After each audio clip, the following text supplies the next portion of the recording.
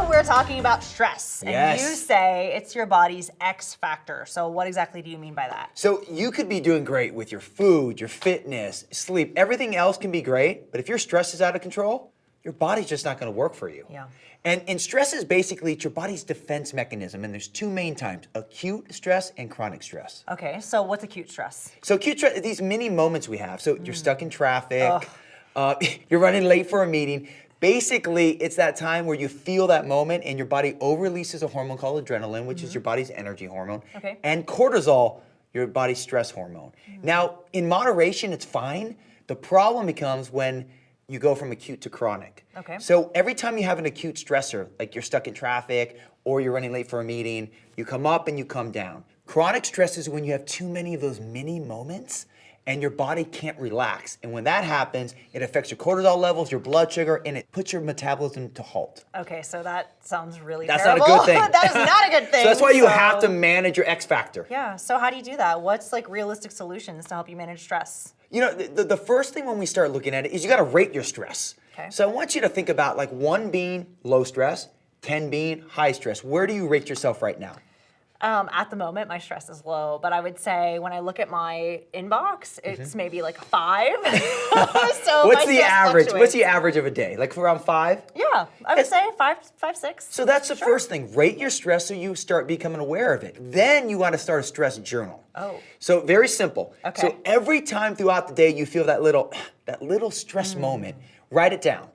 And then you start to see, and at the end of the day, you'll see how many. I had a client once who came to me and said, Mark, I don't have any stress, but her results weren't coming. I said, are you sure? Yeah. So I said, rate your stress. She said she was a 2. So very low. Okay. She did a stress journal. She had 150 mini moments throughout the day. Yikes. So that means she was in a chronic stress. So Yeah. once you write that stress journal, then you got to start creating solutions. Okay.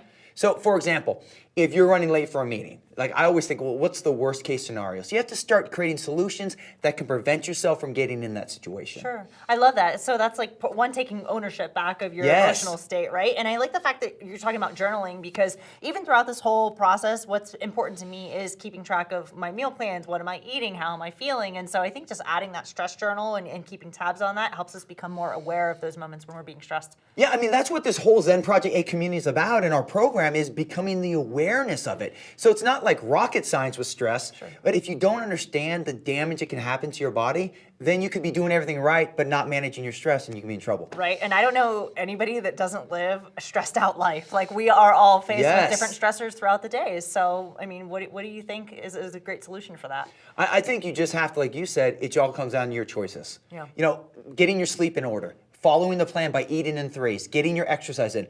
Those are all great stress reducers.